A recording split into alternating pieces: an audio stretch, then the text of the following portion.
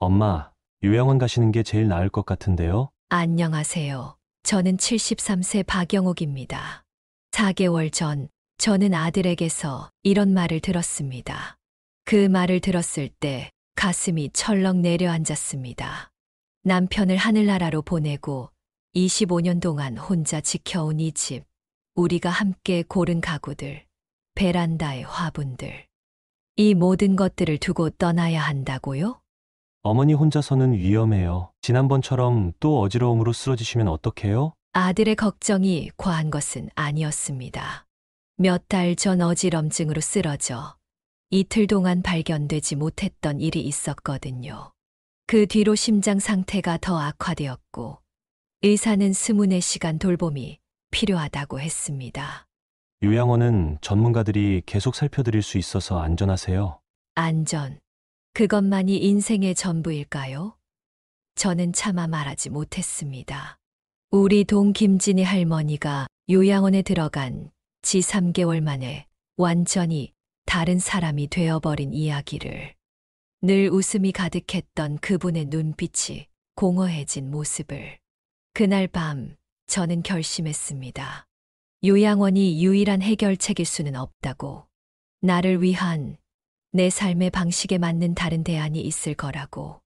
그리고 정말 운명처럼 제 삶을 완전히 바꿔놓을 특별한 만남이 기다리고 있었습니다.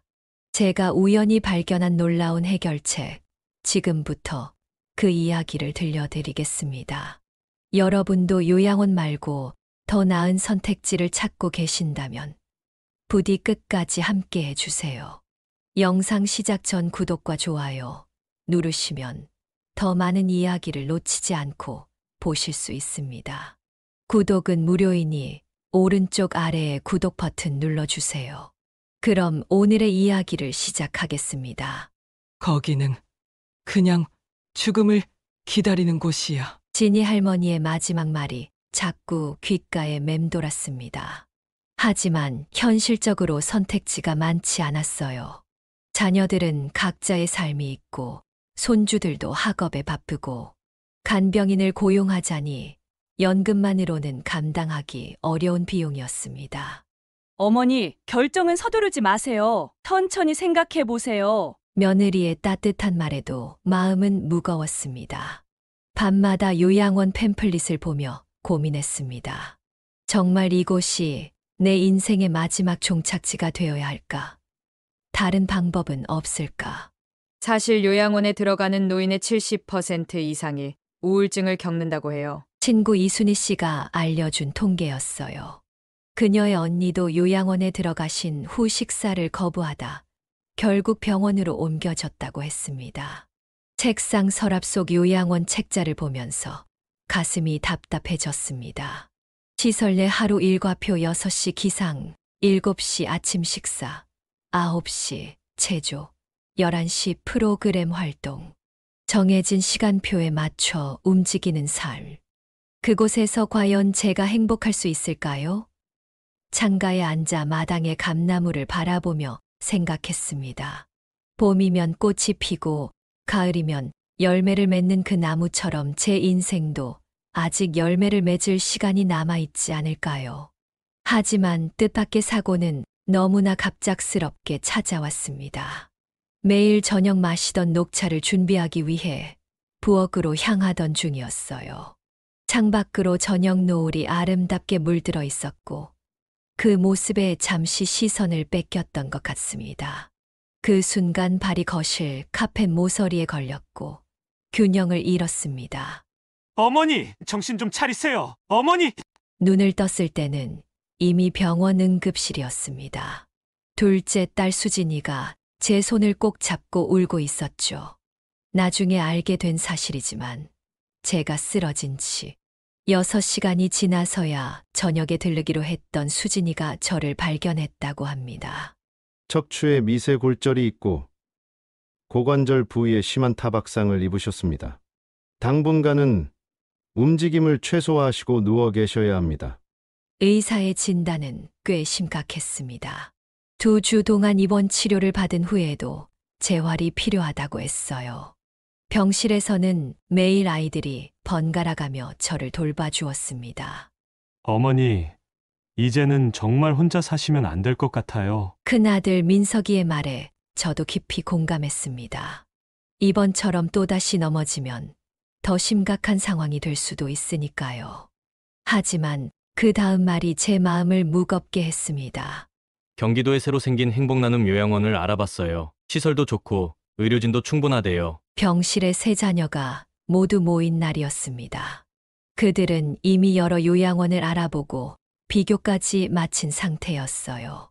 막내 아들 재현이가 태블릿을 들고 와 요양원 사진들을 보여주었습니다. 여기는 개인 욕실이 있는 방도 있고 매일 다양한 프로그램도 운영한대요. 어머니가 좋아하시는 노래교실도 있고요. 아이들의 마음은 이해했습니다. 그들도 각자의 가정과 직장이 있으니 저를 24시간 돌보기는 불가능하니까요. 하지만 요양원, 그곳에 가면 이제껏 살아온 삶의 방식을 모두 포기해야 한다는 것을 알고 있었습니다. 당신 왜 그렇게 우울해 보여? 옆 병상의 할머니가 물었습니다. 78세의 장미자 할머니는 한 달 전부터 입원 중이셨어요. 자녀들이 요양원에 가라고 하네요. 아, 그런 얘기구나. 나도 작년에 들었던 말이야. 결국 가보긴 했는데 장 할머니는 한숨을 쉬었습니다. 3달 다니다 나왔어. 모든 것이 시간표대로 움직이는데 내가 원하는 건 하나도 할 수 없더라고. 텔레비전도 정해진 시간에만 볼 수 있고 내가 좋아하는 양념 간장도 못 써. 병원보다 더 갑갑했어. 그 말을 듣자 가슴이 더 무거워졌습니다. 저는 60년 넘게 매일 아침 창문을 열고 새소리를 들으며 하루를 시작했고 저녁마다 창밖의 별을 보며 하루를 마무리했습니다. 남편과 함께 심었던 뒤뜰의 배롱나무가 매년 8월이면 분홍빛 꽃을 피우는 모습을 보는 것이 제 작은 행복이었어요. 엄마, 일단 퇴원하시면 내 집에서 좀 지내보세요. 그래도 혼자 계시는 것보다는 안전할 거예요. 수진이의 제안에 잠시 안도했습니다. 그래도 요양원만큼은 피하고 싶었으니까요. 하지만 수진이네 가족과 함께 산다는 것도 다른 형태의 자유 상실이 될 수 있다는 걸 어렴풋이 느꼈습니다. 어머니, 이건 책임감의 문제가 아니에요. 어머니 안전이 우선이라고요. 민석이의 진심 어린 걱정이 마음에 와닿았습니다. 자녀들 모두 저를 사랑한다는 걸 알고 있었어요. 그래서 더 마음이 아팠습니다. 그들의 바람대로 요양원에 간다면 그들은 안심할 테지만 제 삶은 어떻게 될까요? 병실의 창문 너머로 보이는 하늘을 바라보며 조용히 중얼거렸습니다. 요양원이라는 단어가 주는 무게감이 너무 컸습니다. 그곳에 가는 순간 제 인생의 마지막 장이 시작된다는 생각이 들었기 때문입니다. 하지만 지금 상황에서 다른 대안은 무엇일까요? 혼자 살기에는 너무 위험하고 자녀들과 살기에는 서로에게 부담이 될 텐데 그때는 몰랐습니다. 제 인생에 완전히 새로운 가능성이 열리게 될 거라는 것을요. 퇴원 날짜가 다가오면서 수진이네 집으로 가기로 결정했습니다. 요양원만큼은 피하고 싶었으니까요. 평소 사이가 좋았던 막내딸 수진이는 서울 성북구에 있는 아파트에 남편과 초등학생 쌍둥이 아이들과 함께 살고 있었습니다. 겨우 32평형 아파트에 제 방을 마련한다는 것이 미안했지만 딸은 기꺼이 서재를 비워 제 방으로 꾸며주었습니다. 이삿날 20년 넘게 살던 집을 떠나는 것은 생각보다 더 마음 아픈 일이었습니다. 짐을 최소한으로 줄였지만 그래도 평생 모아온 추억들을 모두 버릴 수는 없었습니다. 결국 큰 상자 5개에 제 인생을 담아 수진이네 집으로 향했습니다. 어머니, 우리 집에 오신 걸 환영해요. 이제 걱정 마세요. 수진이의 말에 안도감이 들었습니다. 처음 2주는 꿈 같았어요. 아침에 일어나면 수진이가 준비한 영양 만점 아침 식사가 기다리고 있었고 쌍둥이 은우와 은서는 학교 가기 전에 항상 제 방에 들러 인사를 했습니다. 사위도 퇴근길에 종종 제가 좋아하는 과일을 사왔지요. 하지만 시간이 흐르면서 미세한 변화들이 느껴지기 시작했습니다. 처음에는 사소한 것들이었어요. 제가 좋아하는 TV 프로그램이 아이들이 좋아하는 애니메이션과 겹치는 시간대여서 조용히 제 방으로 들어간다든가, 아침 일찍 일어나 소리 내지 않고 움직이는 습관을 들인다든가 하는 것들이었습니다. 한 달이 지났을 무렵 아이들의 중간고사 기간이 다가왔습니다. 집안 분위기가 갑자기 긴장감으로 가득 찼어요. 수진이는 아이들 공부에 신경을 쓰느라 더 예민해졌고, 저는 최대한 존재감을 지우려 노력했습니다. 거실에서 텔레비전을 보다가도 아이들이 공부한다고 하면 바로 방으로 들어갔고, 주방에서 차를 마시다가도 수진이가 아이들 간식을 준비하면 자리를 비웠습니다. 저녁 식사 후 함께 이야기를 나누던 시간도 점점 줄어들었습니다. 수진이 부부는 아이들 숙제를 봐주느라 바빴고, 저는 그들의 시간을 방해하지 않기 위해 일찍 방으로 들어가는 날이 많아졌습니다. 제 방은 사실상 제가 유일하게 편안함을 느낄 수 있는 공간이 되었지만, 동시에 그곳은 저를 가두는 감옥 같기도 했습니다. 어느 날 아침 화장실을 사용하려는데 은서가 급하게 달려왔습니다. 할머니, 제가 먼저 써도 될까요? 시간이 없어요. 물론 양보했지만 그 일을 계기로 저는 화장실 사용 시간까지 조심하게 되었습니다. 아이들이 등교하기 전인 아침 7시 이전에 씻거나 모두 나간 후인 9시 이후에 씻는 패턴으로 바뀌었습니다. 목욕도 주말이 아닌 평일 낮에만 하게 되었죠. 사위와의 관계도 미묘하게 변했습니다. 처음에는 친절하게 대해주던 그도 점점 말수가 줄어들었습니다. 특히 그의 직장 동료들이 집에 오는 날이면 저는 마치 그곳에 없는 사람처럼 조용히 방에 머물러야 했습니다. 한 번은 실수로 그의 모임 중에 부엌에 나갔다가 갑자기 정적이 흐르는 경험을 했습니다. 그 후로는 미리 수진이에게 물어보고 일정을 조절하게 되었어요. 어느 저녁 제가 좋아하는 드라마를 보고 있을 때였습니다. 쌍둥이 중은우가 거실로 들어와 친구들과 게임을 하겠다고 했습니다. 할머니, 지금 친구들이랑 게임 약속이 있는데 TV 좀 봐도 될까요? 제 드라마는 겨우 시작한 지 10분밖에 안 됐지만 손주의 부탁을 거절할 수 없었습니다. 방으로 들어가면서 문득 이런 생각이 들었습니다. 내가 이 집에서 가장 불필요한 존재인가? 3개월이 지난 어느 날 수진이가 조심스럽게 제게 다가왔습니다. 엄마 다음 주에 시부모님이 일주일 정도 머무르실 것 같아요. 근데 방이 말을 끝맺지 못하는 딸의 표정에서 이미 답을 읽었습니다. 제 방이 필요하다는 이야기였겠지요. 결국 그 주는 은서의 방에서 함께 지내기로 했습니다. 좁은 싱글 침대에서 10살 아이와 함께 자는 일주일은 생각보다 훨씬 힘들었습니다. 잠을 제대로 이루지 못했고 허리 통증도 심해졌습니다. 그 경험 후 제 마음속에 결심이 서서히 자라나기 시작했습니다. 이대로는 안 된다는 생각이 들었어요. 저도 불편하고 수진이네 가족도 불편한 이 상황이 지속된다면 결국 서로에 대한 사랑마저 망가질 수 있을 것 같았습니다. 어느 날 저녁 수진이가 지친 모습으로 집에 돌아왔을 때 저는 조용히 말했습니다. 수진아, 엄마 다시 독립하고 싶구나. 그 말을 하는 순간 오히려 마음이 가벼워지는 것을 느꼈습니다. 요양원은 싫지만 이렇게 가족들에게 짐이 되는 것도 원치 않았습니다. 분명 다른 방법이 있을 거라고 믿었습니다. 그리고 그 믿음은 곧 현실이 되었답니다. 수진이네 집에서 독립을 결심한 후 저는 다시 제 집으로 돌아왔습니다. 물론 자녀들은 반대했지만 제 의지는 확고했습니다.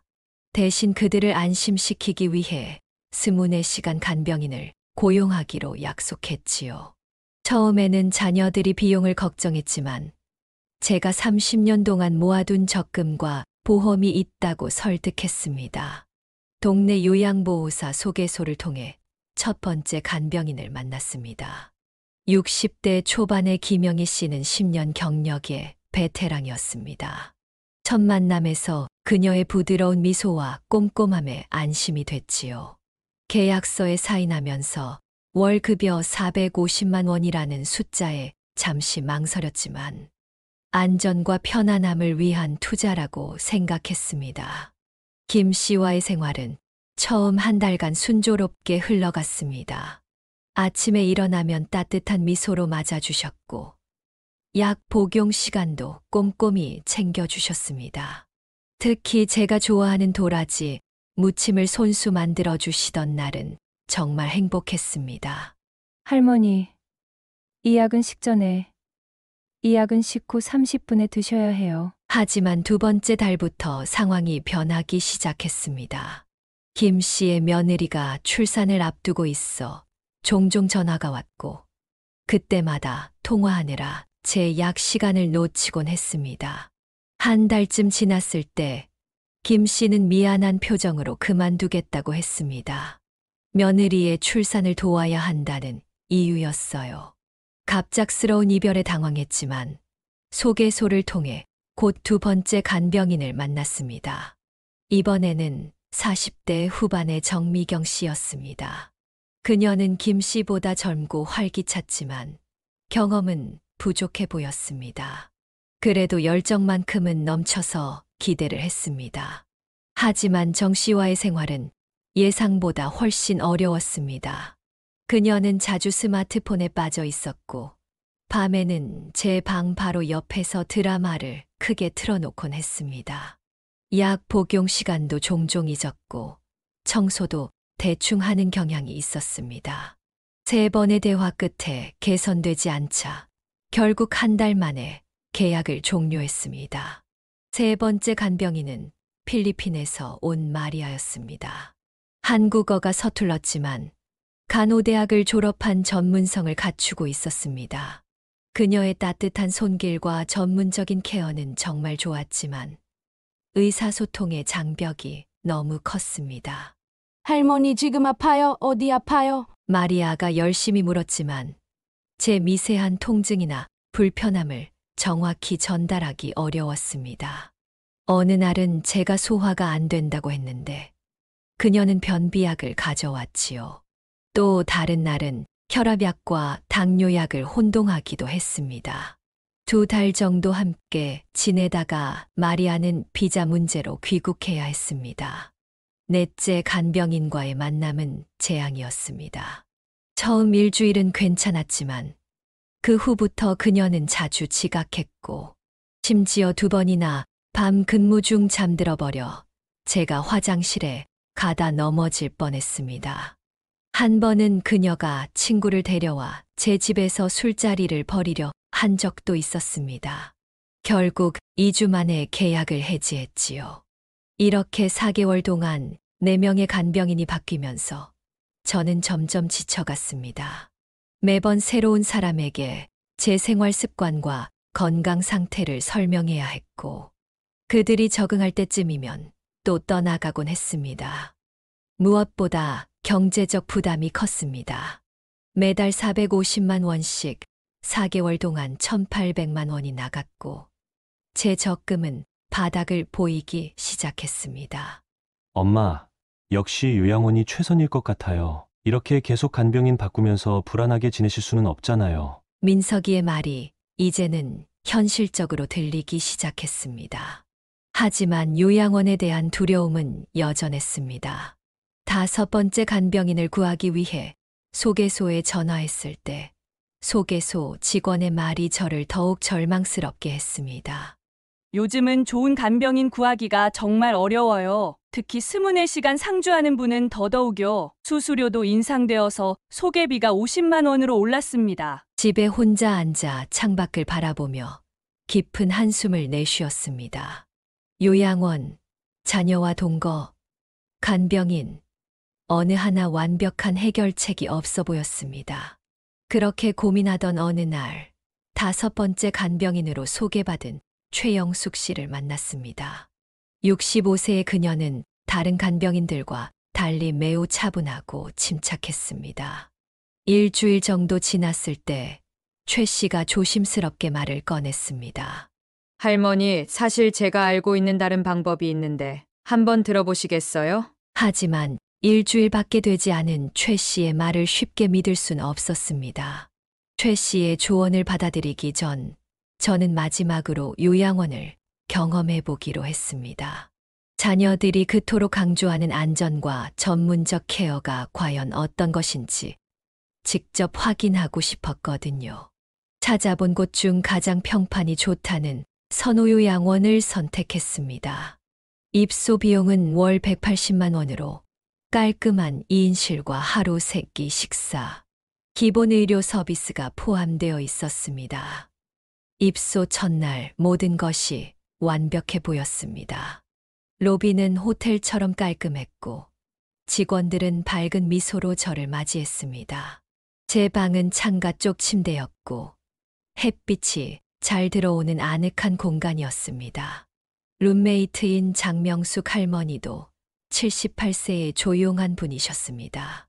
첫날 저녁 식사는 영양사가 직접 설계한 건강식으로 생각보다 맛있었습니다. 그러나 둘째 날부터 현실이 드러나기 시작했습니다. 아침 5시 30분, 갑작스런 방 불빛에 눈을 떴습니다. 할머니들, 일어나세요. 활력 징후 체크할 시간입니다. 잠에서 덜 깬 상태로 혈압과 체온을 재고 6시 30분에는 모든 입소자가 식당에 모여 있어야 했습니다. 늦잠을 자는 건 규칙 위반이었습니다. 평생 새벽잠이 많았던 저에게는 너무 이른 시간이었지만 직원들은 예외를 인정하지 않았습니다. 식사는 30분 안에 끝내야 했고 7시 30분부터는 아침 체조 시간이었습니다. 관절염이 있어 움직임이 불편했지만 모두가 참여해야 한다는 규칙 때문에 억지로 따라해야 했습니다. 그렇게 하루 일정은 빽빽하게 진행되었습니다. 10시 음악 치료, 12시 점심, 2시 미술 활동, 5시 저녁. 셋째 날, 제가 좋아하는 라디오 프로그램을 듣기 위해 개인 라디오를 켰는데 간호사가 다가와 귓속말로 말했습니다. 개인 오디오 기기는 정해진 시간에만 사용하셔야 합니다. 지금은 휴식 시간이 아니에요. 룸메이트 장할머니는 이 상황을 보며 작게 속삭였습니다. 여기선 숨 쉬는 것까지 시간표가 있어요. 그녀는 2년째 이곳에 있다고 했습니다. 과거에는 화가였던 장할머니는 이제 모든 열정을 잃어버린 듯 했습니다. 그녀의 눈빛에서 체념을 읽을 수 있었습니다. 일주일이 지났을 때 첫 번째 추가 비용 문제가 발생했습니다. 관절염으로 통증이 심해 물리치료를 요청했더니 회당 3만 원의 비용이 청구되었습니다. 식사 중 영양보충제를 요청했을 때도 병당 5만 원이 추가되었습니다. 가장 충격적이었던 건 주말에 자녀들이 방문했을 때 사용한 가족 면회실 비용으로 시간당 2만 원이 청구된 것이었습니다. 열흘째 되는 날, 옆방의 김하영 할머니가 갑자기 사라졌습니다. 직원들은 상태가 악화되어 병원으로 이송되었다고만 말했지만 장 할머니는 다른 이야기를 들려주었습니다. 김 할머니가 식사 거부와 우울증으로 급격히 건강이 나빠졌다는 것이었습니다. 그녀의 빈자리는 이틀 후 새로운 입소자로 채워졌습니다. 마치 아무 일도 없었던 것처럼요. 가장 견디기 힘들었던 것은 프라이버시의 부재였습니다. 샤워실은 반투명 칸막이로만 구분되어 있었고 직원들은 노크 없이 방에 들어왔습니다.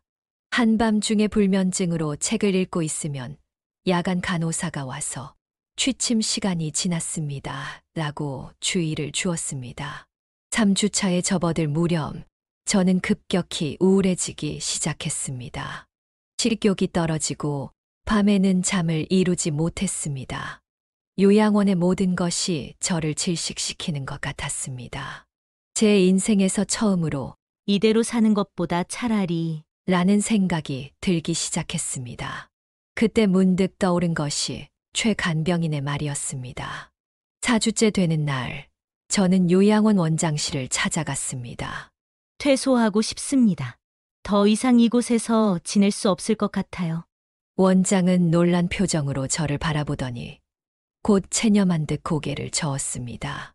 대부분 그렇게 말씀하시다가 결국 돌아오십니다. 집에서 혼자 지내는 건 위험하니까요. 그의 말에는 경험에서 나온 확신이 담겨 있었습니다. 하지만 제 결심은 굳건했습니다. 다음 날 아침 짐을 꾸려 요양원을 나섰습니다. 무거운 가방보다 더 무거웠던 것은 앞으로의 삶에 대한 두려움이었습니다. 하지만 동시에 이상한 해방감도 느껴졌습니다. 자유롭게 숨을 쉴 수 있다는 단순한 기쁨 말이죠. 집으로 돌아온 저는 곧바로 최 간병인에게 전화를 걸었습니다.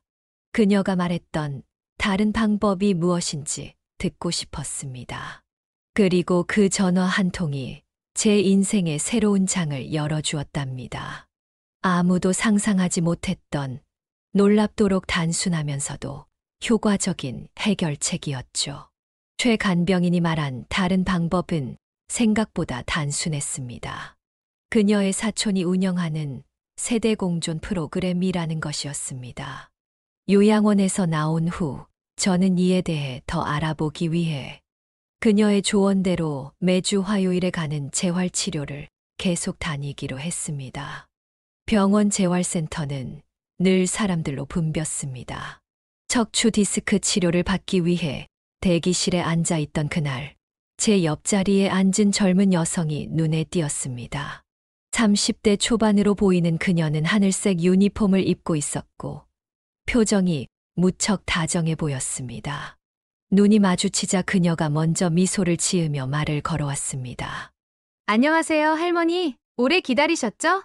이런 곳은 항상 사람이 많아요. 캄보디아 억양이 살짝 느껴지는 부드러운 한국어였습니다.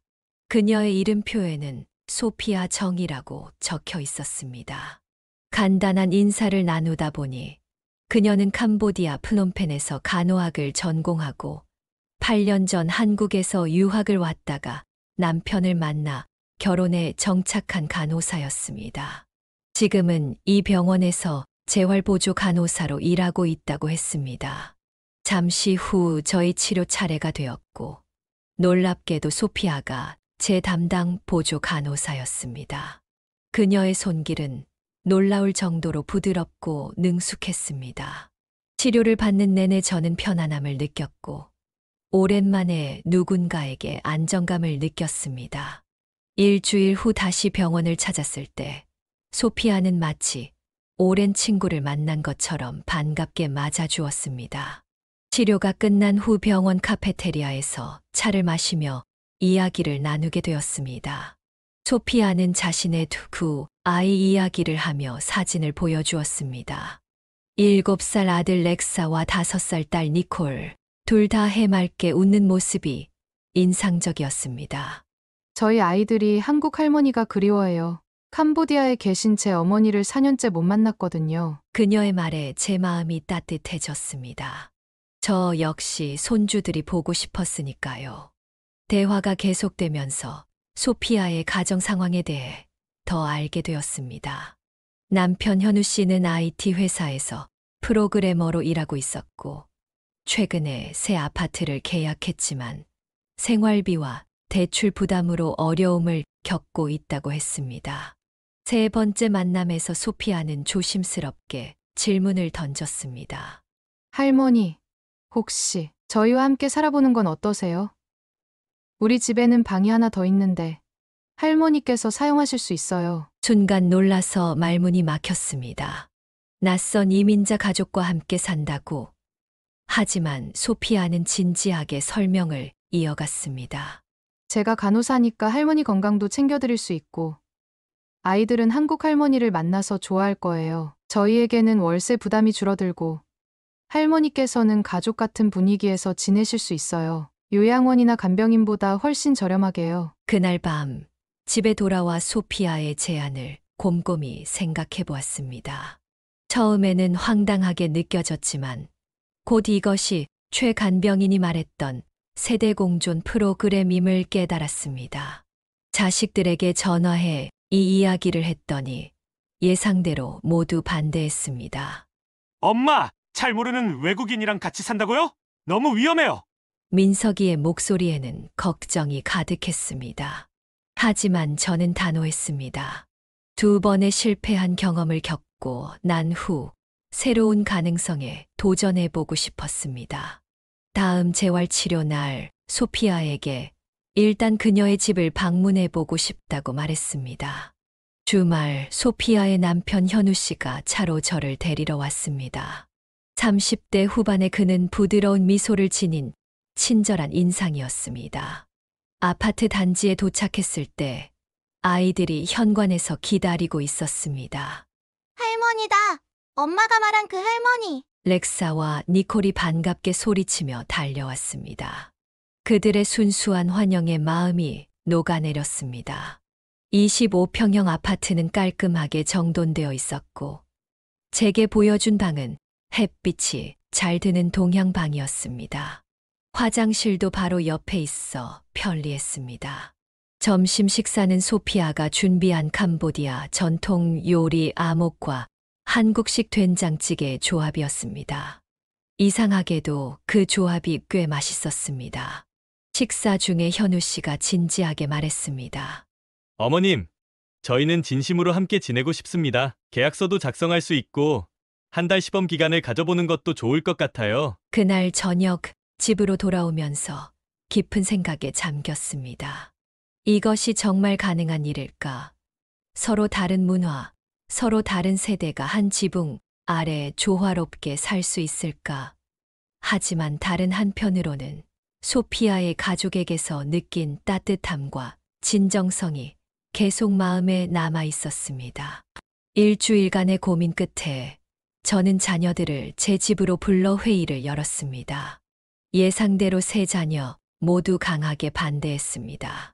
하지만 저는 이미 결심을 굳혔습니다.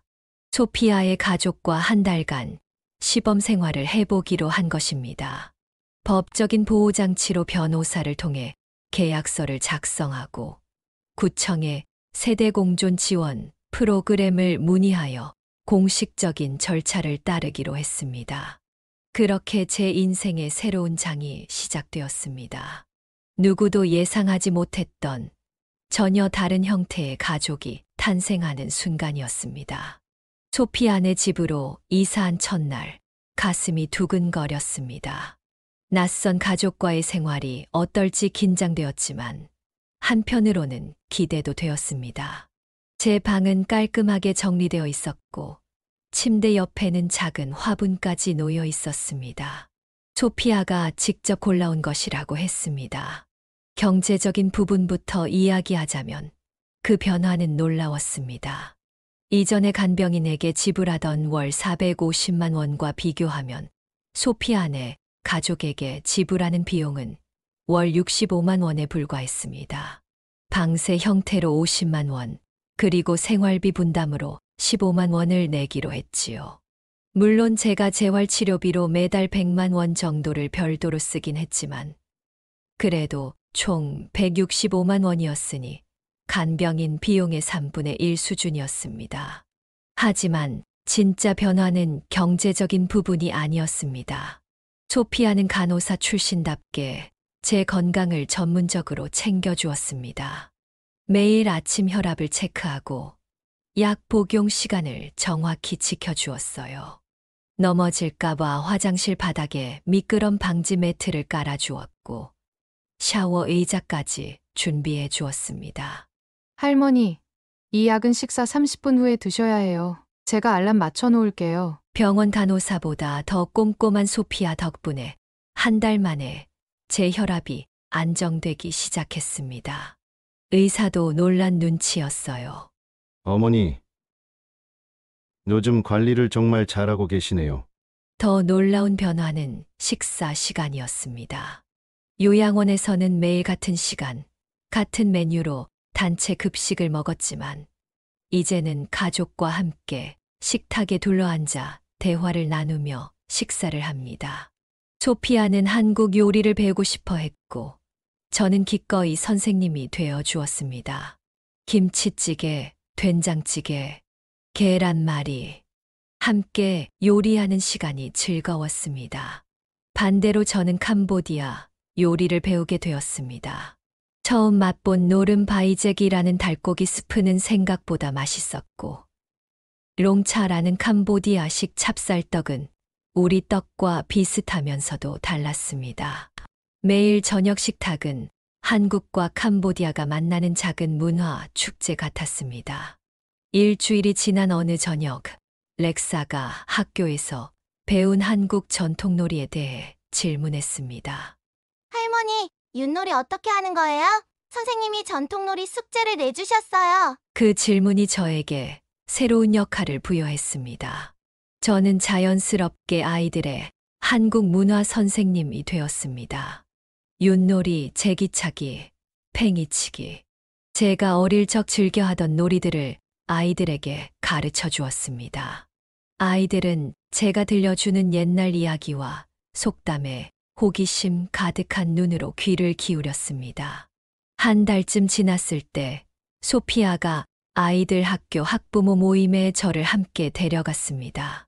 처음에는 어색했지만 다른 학부모들이 제가 렉사와 니콜의 한국 할머니라고 소개하자 자랑스러운 마음이 들었습니다. 그곳에서 만난 다른 할머니들과 이야기를 나누면서 저도 모르게 웃음이 늘었습니다. 2달이 지나면서 신기한 일이 일어났습니다. 새벽에 화장실 가는 것이 두렵지 않게 되었어요. 소피아가 복도에 작은 센서 조명을 설치해 주었고 비상시 바로 도움을 청할 수 있도록 제 방과 그들의 방을 연결하는 인터컴도 설치했습니다.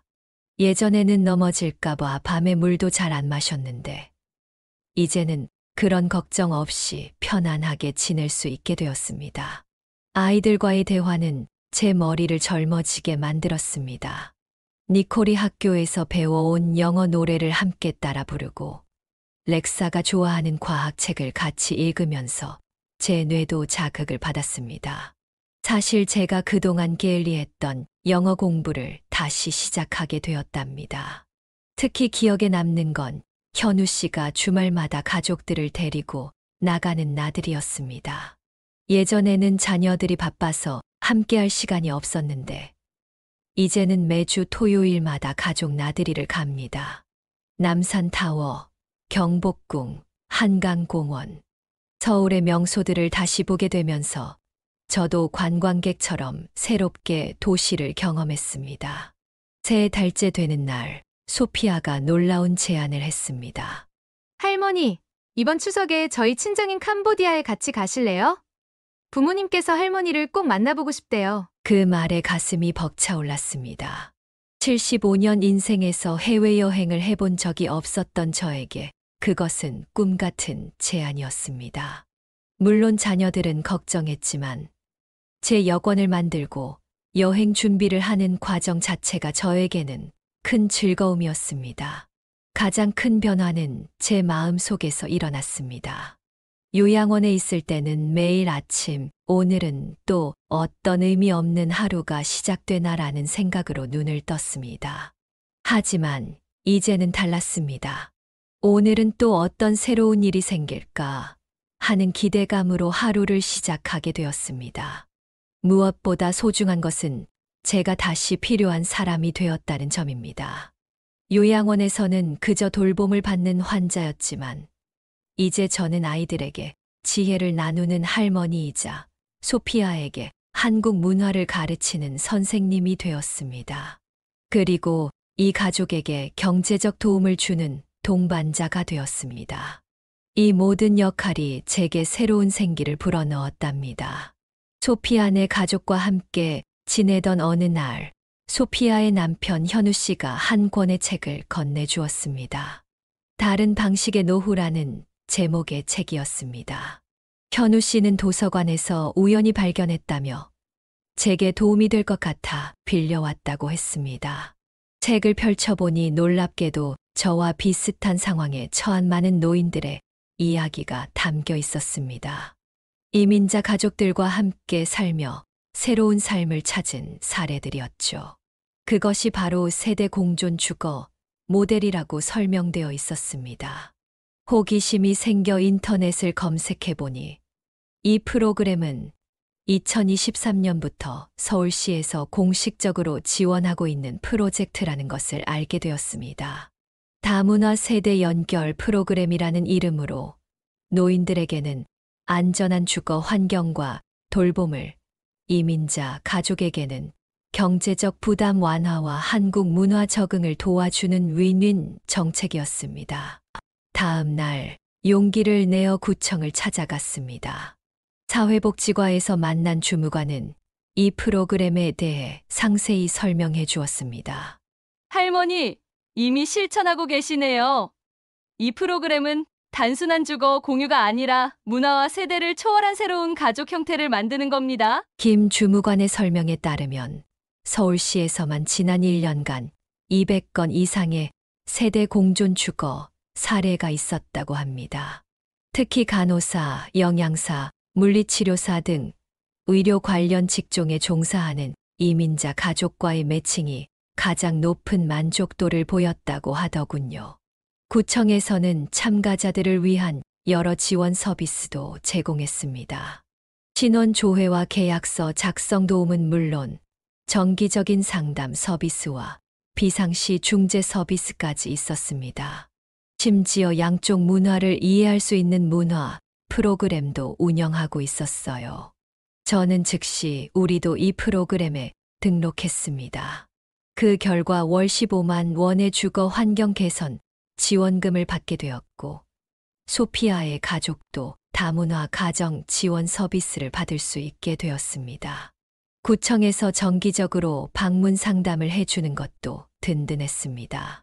한 달 후 구청에서 주최한 세대 공존 주거 참가자 모임에 참석했습니다. 그곳에서 저와 비슷한 상황에 있는 다른 노인들을 만났습니다.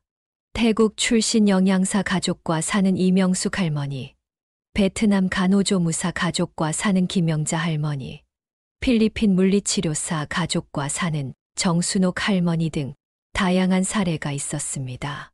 처음에는 저도 걱정했어요. 그런데 지금은 너무 행복해요. 소통이 안 될까봐 걱정했는데 오히려 더 잘 통하더라고요. 이명숙 할머니의 말에 모두가 공감했습니다. 우리는 서로의 경험과 노하우를 나누었습니다.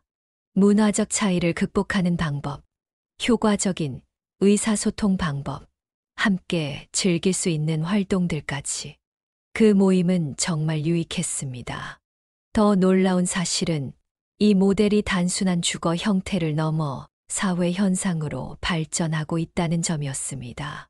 국내 대학에서도 세대 공존 주거에 대한 연구가 활발히 이루어지고 있었고, 일본과 싱가포르 등 고령화 사회를 겪고 있는 다른 아시아 국가들도 이 모델에 관심을 보이고 있다고 했습니다.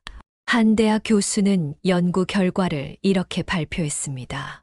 세대 공존 주거 모델에 참여한 노인들의 우울증 발병률이 일반 독거 노인보다 68% 낮고 인지 기능 저하 속도도 42% 느립니다. 또한 이민자 가족들의 한국 사회 적응도는 일반 이민자 가족보다 평균 57% 높게 나타났습니다.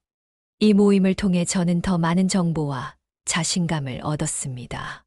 우리가 선택한 이 방식이 단순히 개인적인 해결책이 아니라 사회적으로도 의미 있는 시도라는 사실이 뿌듯했습니다. 집으로 돌아와 소피아에게 모든 것을 이야기했습니다. 소피아도 이 프로그램에 대해 더 알고 싶어 했고, 다음 모임에는 함께 참석하기로 했습니다.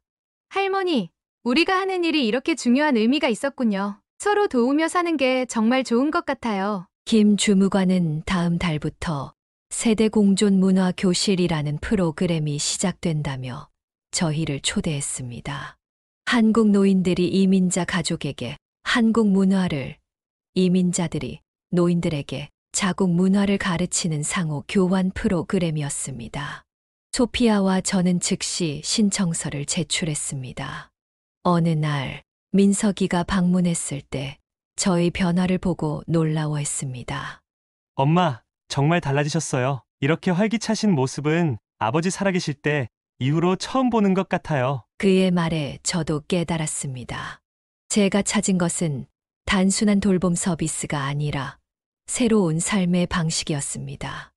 요양원이나 간병인의 도움을 받는 수동적인 노후가 아니라 서로 돕고 나누는 능동적이고 의미 있는 노후를 찾은 것이었습니다. 소피아네 가족과 함께 산 지 6개월이 되던 날, 저는 정기 건강검진을 받으러 병원에 갔습니다. 검사 결과를 받아든 주치의 이 교수님의 표정이 놀랍도록 밝았습니다.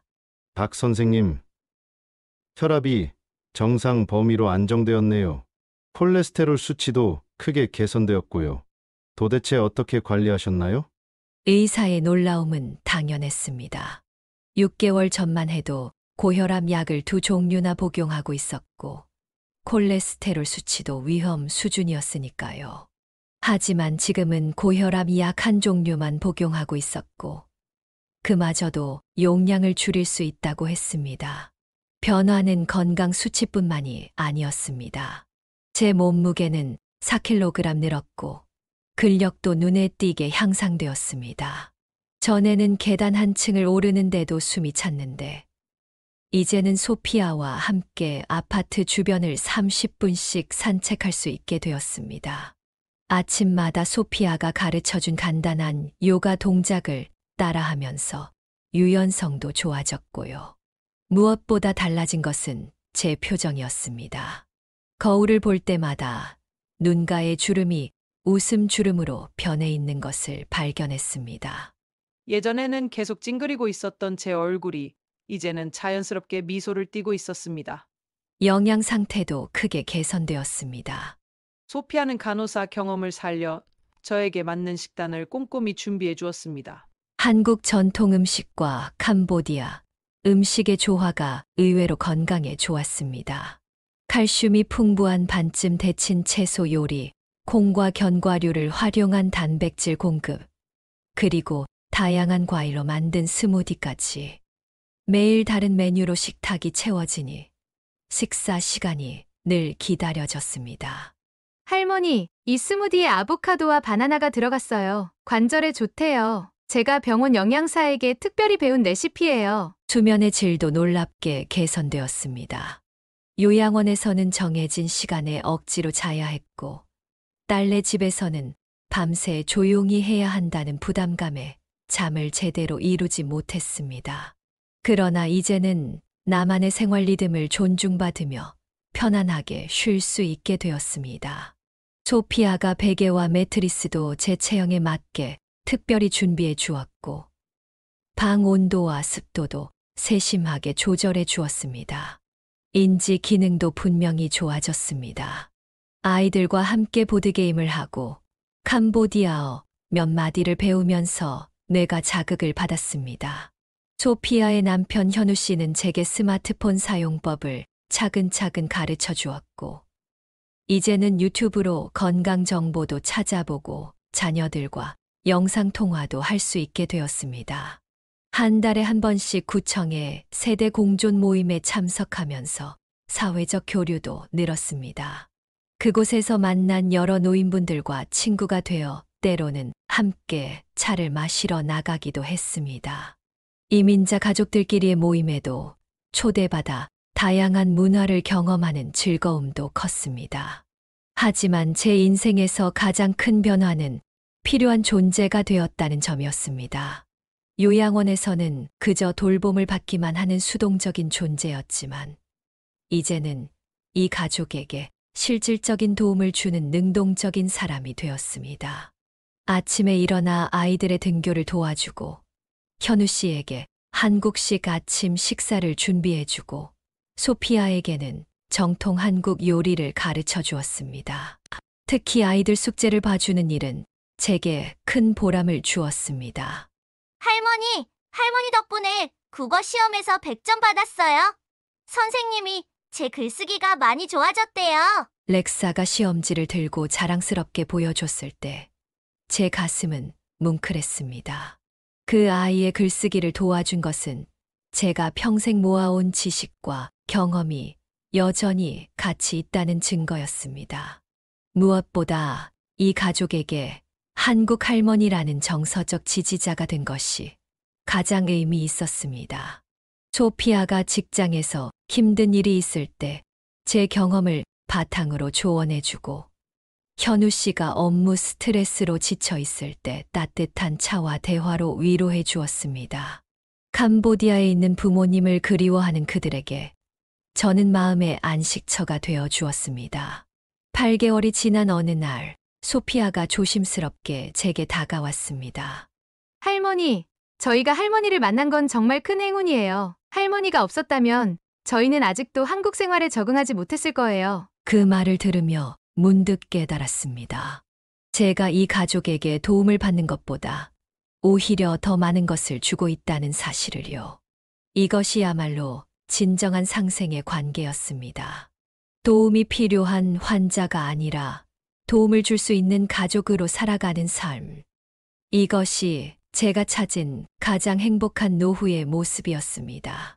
소피아네 가족과 함께 지낸 지 1년이 된 날, 우리는 작은 파티를 열었습니다. 자녀들과 손주들, 그리고 세대 공존 모임에서 알게 된 친구들까지 모두 모였지요. 테이블 위에는 제가 손수 담근 김치와 소피아가 만든 캄보디아 전통 디저트가 나란히 놓여 있었습니다. 파티 중간에 큰아들 민석이가 조용히 제게 다가왔습니다. 그의 눈에는 미안함과 존경심이 동시에 담겨 있었습니다. 엄마, 저희가 요양원을 고집했을 때 엄마가 다른 길을 선택하셔서 정말 다행이에요. 이렇게 행복해 하시는 모습이 오랜만이에요. 그 말을 들으며 1년 전을 떠올렸습니다. 자녀와의 동거, 간병인 고용, 요양원 입소. 그 모든 선택지가 제게는 맞지 않았다는 것을 이제는 확실히 알게 되었습니다. 세대 공존 주거라는 누구도 생각하지 못했던 새로운 길이 저를 이토록 행복하게 할 줄은 그때의 저도 상상하지 못했을 거예요. 경제적인 측면만 보더라도 이 선택이 얼마나 현명했는지 알 수 있습니다.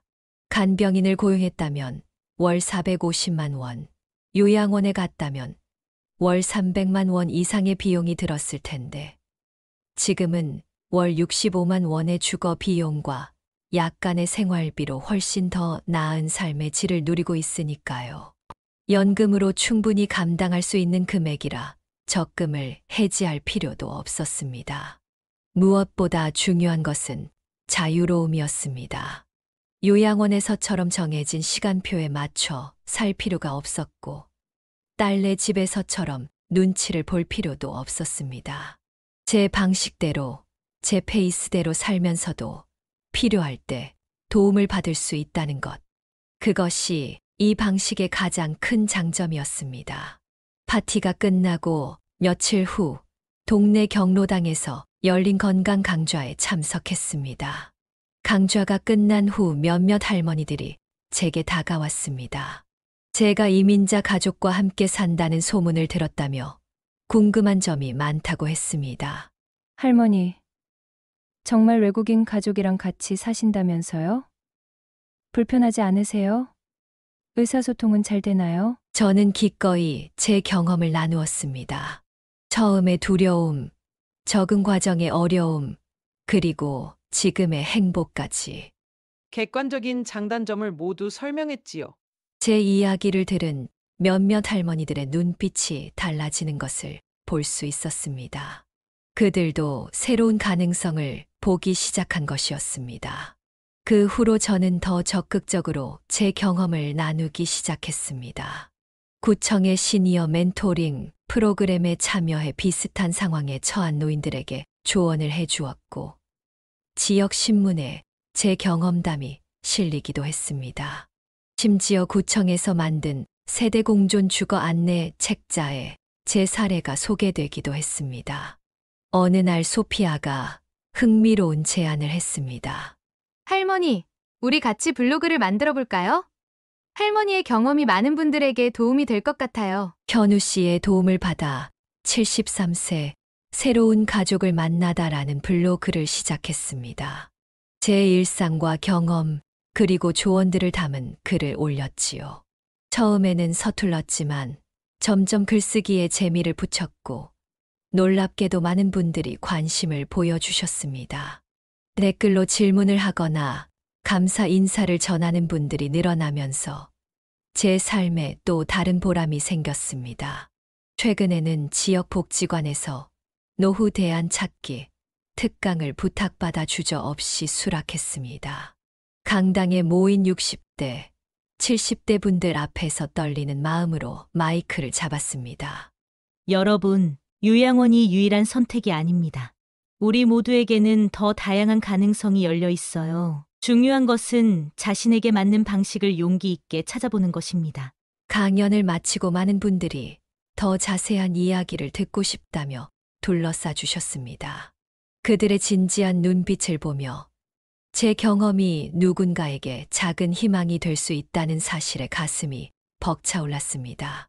1년 반이 지난 지금 소피아의 가족과 저는 더 이상 단순한 동거인이 아닌 진정한 가족이 되었습니다.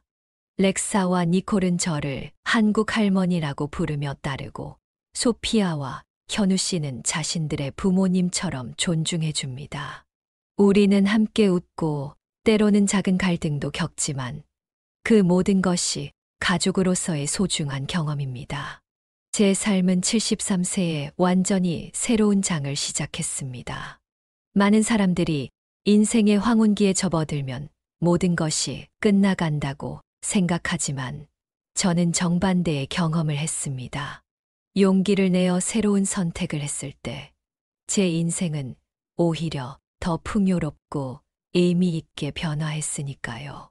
여러분도 노후에 대한 걱정이 있다면 기존의 틀에서 벗어나 다양한 가능성을 열어두길 바랍니다. 여러분에게 맞는 해답은 예상치 못한 곳에서 찾아올 수도 있으니까요. 저처럼 인생의 새로운 장을 열 용기를 가지시길 진심으로